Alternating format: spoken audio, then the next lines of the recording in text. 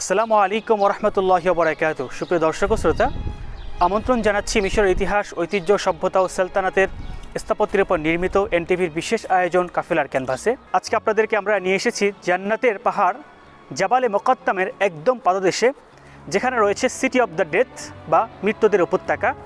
কয়েক কিলোমিটার জুড়ে অবস্থিত পৃথিবীর দ্বিতীয় বৃহত্তম মাকবারা, যেটি কায়রো শহরে অবস্থিত, যেখানে রয়েছে জান্নাতের পাহাড়, যেটা দেখে আদম আলাইহিস সালাম বলেছিলেন, ইয়া আইয়ুহাল জাবালুল মারহুম সাফহু জান্নাতিন ও তুরবাতুকা মিসকাতুন তুদফানু ফিহা আরাইসুল জান্নাহ, অর্থাৎ তোমার মাটিতে দাফন করা হবে জান্নাতীদের।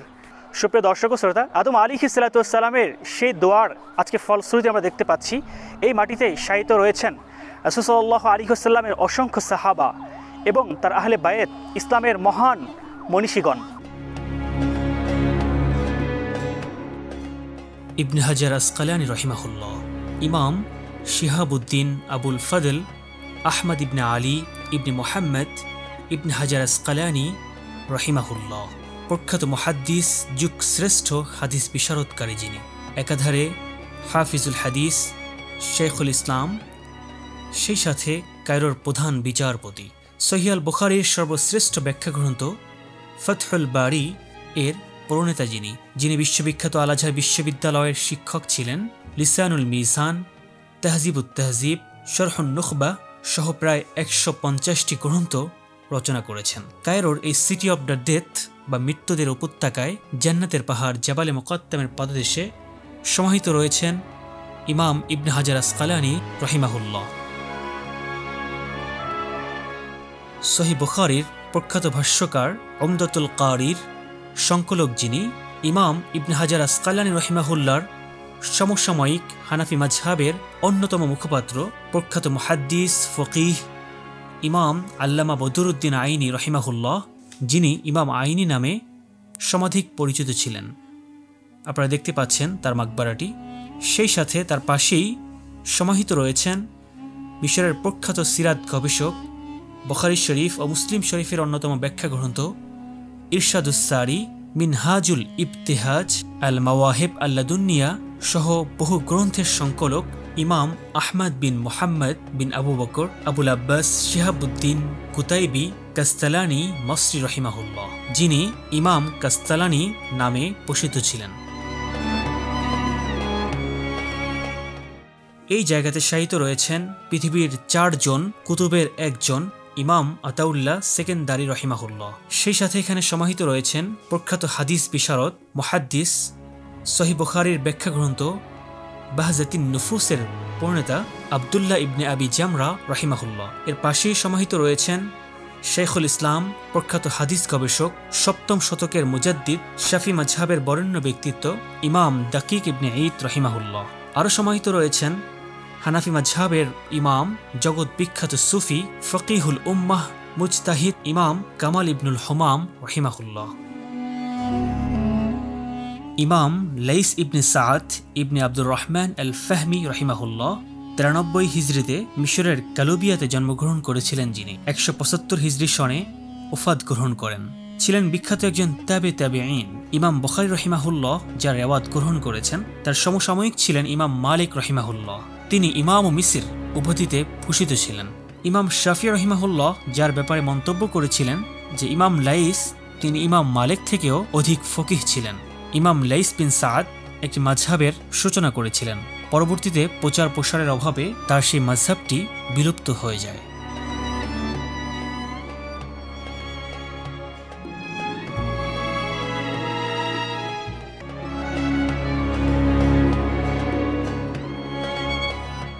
আপনাদেরকে এখন আমরা নিয়ে এসেছি এমন ৩ জন ইসলামের মহান মনীষীর মাকবারাতে, যাদের গল্প শুনে শুনে আমাদের শৈশব কৈশোর অতিবাহিত হয়েছে, যাদের নাম খুবই পরিচিত আমাদের মাঝে। কথা বলছি হযরত রাবেয়া বসরি, হযরত জুন্নুল মাসরি এবং মুহাম্মদ ইবনে হানাফিয়া বিন আলী রাদিয়াল্লাহু তাআলা আনহু, এই ৩ জন মহান সাধকের মাকবারা থেকে। চলুন দর্শক, আমরা এক এক করে তাদের জীবনী সম্পর্কে জেনে নিই।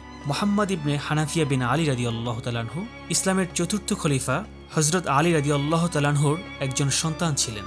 সেই সাথে তার পাশেই সমাহিত রয়েছেন জগৎ বিখ্যাত সুফি সাধক অলিউমিন আউলিয়া ইল্লাহ জুন্নুল মসরি রহিমাহুল্লাহ, যার পুরো নাম শাওবান ইবনে ইব্রাহিম আবুল ফয়েজ জুন্নুল মসরি, যিনি মিশরের সুহাজ জেলাতে জন্মগ্রহণ করেছিলেন।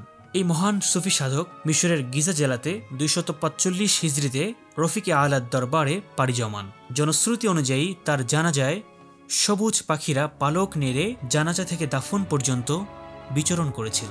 সেই সাথে এখানে সমাহিত রয়েছেন ইসলামের একজন মহিষী নারী, জগৎ বিখ্যাত ওলি সুফি সাধক রাবিয়া আল আদাবিয়া রাবিয়া বসরি রাদিয়াল্লাহু তাআলা আনহা। ইসলামের ইতিহাসে নারীদের মাঝে প্রিয় বান্দাদের অন্তর্ভুক্ত হয়েছেন, মহান রবের সন্তুষ্টি অর্জন করেছেন, তাদের মাঝে রাবিয়া বসরি অন্যতম এক মনীষীর নাম। সুপ্রিয় দর্শক ও শ্রোতা, আপনারা এখন দেখতে পাচ্ছেন রাসূল সাল্লাল্লাহু আলাইহি ওয়াসাল্লামের আহলে বায়েতের একজন সদস্য সাইয়্যিদা ফাতিমাতুল আইনা রাদিয়াল্লাহু তাআলা আনহার মাকবরা, যার চেহারার সাথে এবং চোখের সৌন্দর্যের সাথে হযরত ফাতিমাতুজ জোহরা রাদিয়াল্লাহু তাআলা আনহার মিল থাকার কারণে তাকে ফাতিমাতুল আইনা নামকরণ করা হয়েছে। কথিত আছে তার মাকবরার পাশে আল্লাহর নিকট দোয়া কবুল হয়, অর্থাৎ এই জায়গাটি মুস্তাজাবুদ দাওয়া। আপনারা দেখতে পাচ্ছেন তার ঐতিহাসিক মাকবরাটি।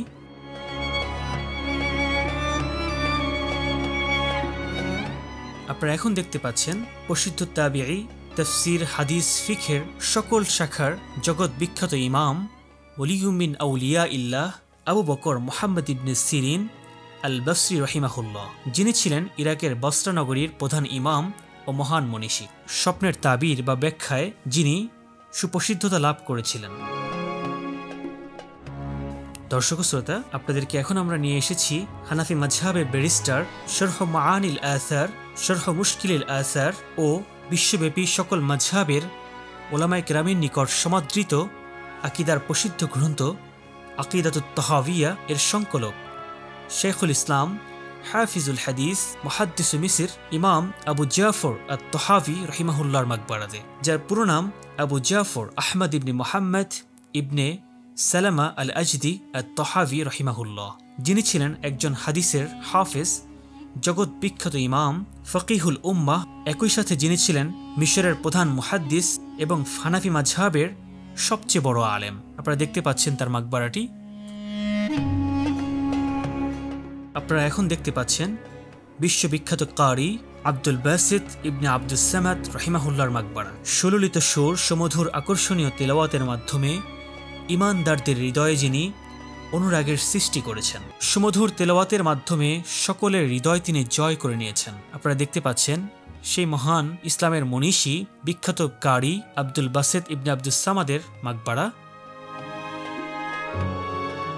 এখন আপনাদেরকে আমরা ফিরিয়ে নিয়ে যাব আমাদের মাতৃভূমি বাংলাদেশের ইসলাম প্রবেশের হাজার বছরের ইতিহাসের শুকনো পাতায়। এই বাংলাদেশ, যেখানের মানুষগণ টুপির বদলে টিকি, নামের পূর্বে শ্রী ব্যবহার করত। অমানিসার অন্ধকারাচ্ছন্ন এই বাংলাকে ইসলামের আলোয় আলোকিত করেছেন হাজারো আউলিয়া কেরাম, যাদের পদধূলিতে ধন্য হয়েছে আমাদের এই ভূখণ্ড, যাদের হাত ধরে রচিত হয়েছে বাংলার মুসলিম ইতিহাস।